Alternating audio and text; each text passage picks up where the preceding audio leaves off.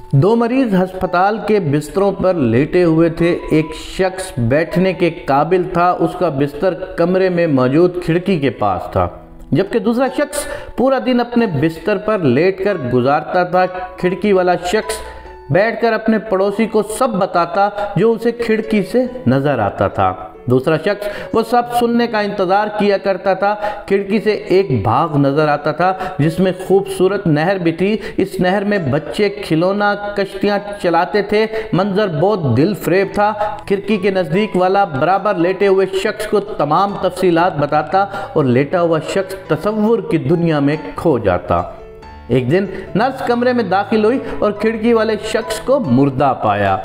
دوسرے شخص نے اپنا بستر کھڑکی کے پاس لگانے کی فرمائش کی۔ نرس نے ایسا ہی کیا اور کمرے سے چلی گئی۔ اس شخص نے کونیوں کے بل بمشکل اٹھنے کی کوشش کی تاکہ کھڑکی سے جھانک سکے، لیکن اسے صرف دیوار نظر آئی۔ اس شخص نے نرس کو بلایا اور پوچھا کہ یہاں موجود مریض وہ سب کیسے دیکھ لیتا تھا جو وہ مجھے بتایا کرتا تھا؟ وہ ساری منظر کشی جو ہمیں وہ بتاتا تھا وہ مجھے نظر نہیں آ رہی۔ نرس نے بتایا وہ شخص نابینا تھا اور یہ دیوار تک دیکھنے کے قابل بھی نہیں تھا۔ وہ شاید دوسرے مریضوں میں زندگی کی لہر دوڑانا چاہتا تھا، اسے خوشی دینا چاہتا تھا۔ اپنی تکلیف بھول کر دوسروں کو خوشی دینے سے بڑھ کر دوسری کوئی خوشی نہیں ہوتی۔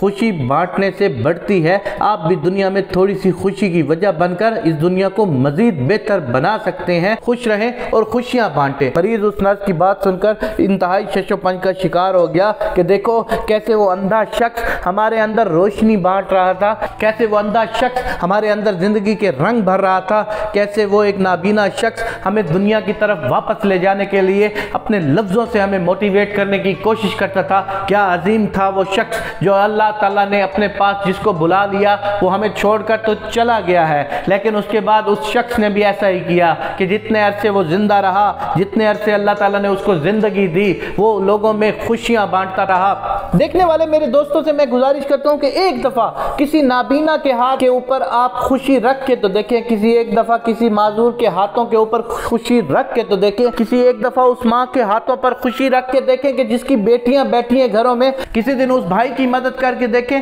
کہ جس کی بہنیں گھر بیٹھی ہیں۔ آپ کو خدا کی قسم اس دنیا میں جنت نظر آنا شروع ہو جائے گی۔ جنت اتنی آسان ہے، جنت اتنی آسان ہے، فقط آپ کو دل بڑا کرنا ہوتا ہے اور کسی کی مدد کرنی ہوتی ہے، کسی کے چہرے پر خوشی بکھیرنی ہوتی ہے، کسی کی آنکھوں میں روشنی لانی ہوتی ہے۔ بس ان چھوٹے چھوٹے کاموں سے آپ کو جنت مل جائے گی۔ اللہ کتنا تو رحیم ہے، کتنا تو کریم ہے۔ میرے پاک پروردگار، میں اور میرے تمام دیکھنے والے آپ سے التجا کرتے ہیں کہ ہمیں اس دنیا میں خوشیاں دینے والا بنانا۔